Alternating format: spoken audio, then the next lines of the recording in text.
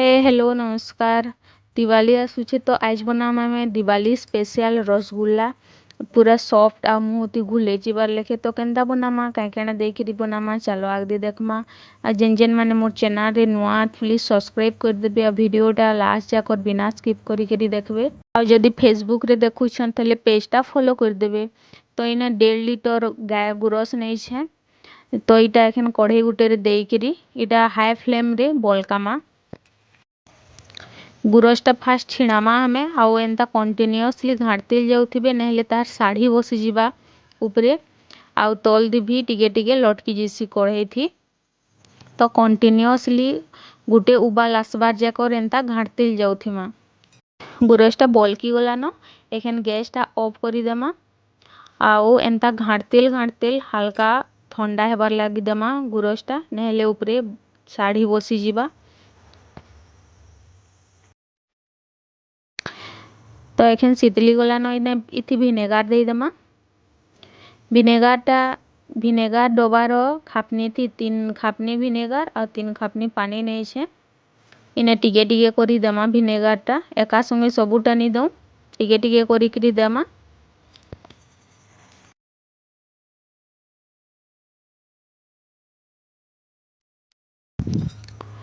तो इने गुरसटा छिड़ी गला न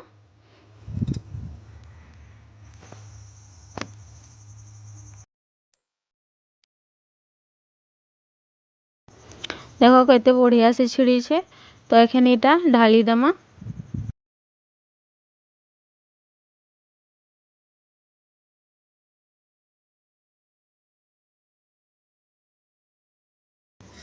तो इने कपड़ा गुटे उदा करी छे कपड़ा हो कि रुमाल हो जेनटा भी आ ढाली दे छे।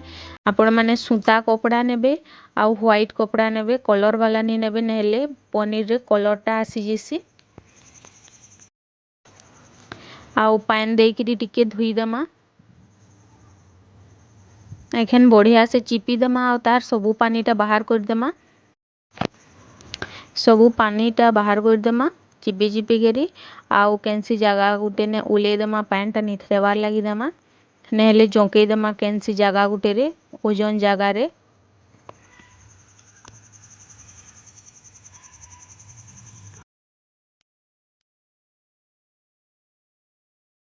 तो इने रसगुल्ला लगी चीनी सिरा रेडी करमा इने गुटे कप चीनी नहीं छे आउ 2 कप पानी नेमा मिसे देमा भल से चीनीटा मेल्ट हेबार लगी देमा।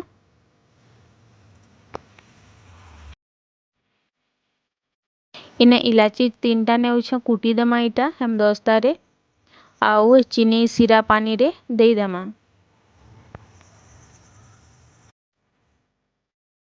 चीनीटा भी मेल्ट हो गला न एखन गैस ऑफ करी करी ई पानीटा जगह गुटे रे बाहर कर देमा शीतले बार लगी देमा आउ हल्का उषुम हेले शीतली गले फ्रिज रे भरी करी पूरा ठंडा हेबार लगी देमा।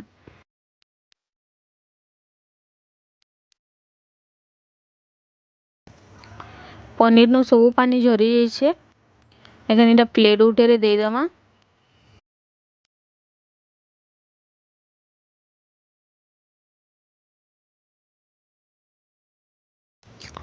एखन हाथ रो ई जगह रे 10-15 मिनट ताके बढ़िया से मसलमा हेंता ई प्रोसीजर रे पूरा एंता करबे ई भलिया पूरा जेन गुठलू गुठलू अच्छे सेटा पूरा चिकन करमा।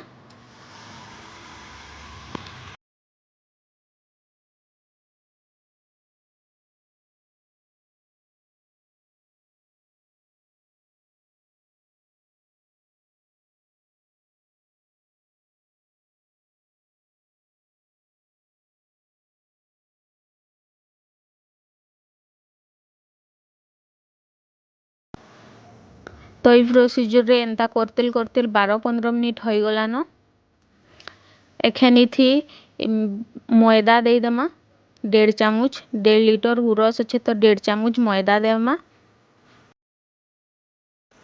भल से मिसई देमा।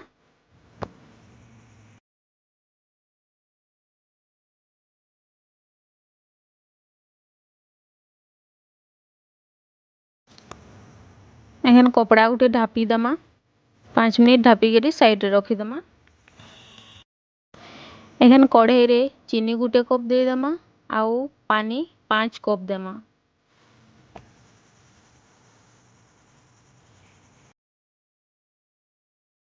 गैस ऑन करी फ्लेम टा हाई रे रखमा, हाई फ्लेम रे रखमा आउ चीनी टा मेल्ट हेबार लगी देमा।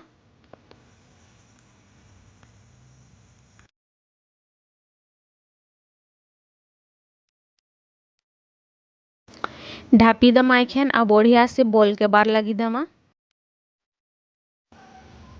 कपड़ाटा घुरे देमा आउ आउ थोड़े टिके भल से चिटकी देमा।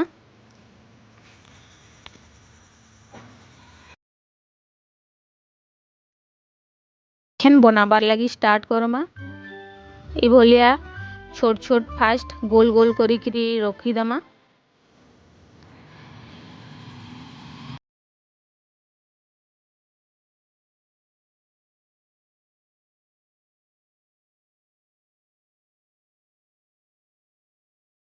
एखन इटा चिकन करी करी गोल गोल करी देमा। 1.5 लिटर गुरस थी ने मीडियम साइज रो 15टा बनिकी रेडी हो जाइए। चीनी पानीटा भी बढ़िया से बलकी गला न, इथि एखन सबूटा गुटे गुटे करी दे देमा।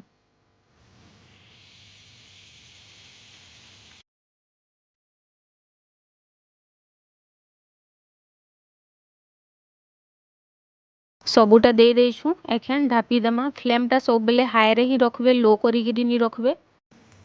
रसगुल्लाटा हेबार लगी 20 रु 25 मिनिट लगी थिसी। मजा मजा रे थोड़े थोड़े देखी देमा। देखो टिके टिके फुली गला न, केन हल्का हल्का टिके उल्टा पुल्टा करी देमा।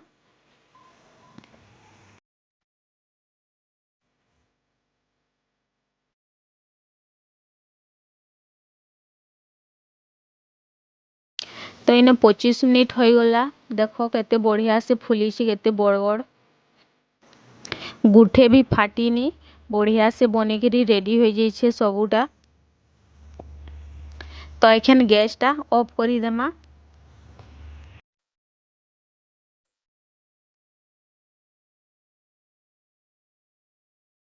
आ एखन चीनी सिरा जेन फ्रिज रे ठंडा हेबार लगी रखी थिलाटा बाहर करी देमा आउ गुटे गुटे करी सबूटा हेथी दे देमा सिरा रे। तो इन हमर रसगुल्ला बनिकी रेडी हो गला। जदि चीनी सिराटा ठंडा नी होइथिबा हेले ती आइस भी पकई पारबे। जदि ठंडा पानी रे जदि रसगुल्लाटा पकामा हेले नी सुरकुटे जाए कि चेपटा कि छोट छोट नी हो जाए, हेंता फुला फुला ही रहिथिबा। एखन एटा फ्रिज रे भरी करी आराम से गुटे गुटे बाहर करी करी खाउथिबे। तो एखन दिवाली आसुचे, तो दिवाली रे ई स्टाइल रे थोड़े बने देखबे, घरे खाई देखबे आउ केनता लागबा जे कमेंट रे बताबे। तो आज रो लगी थैंक यू, बाय बाय।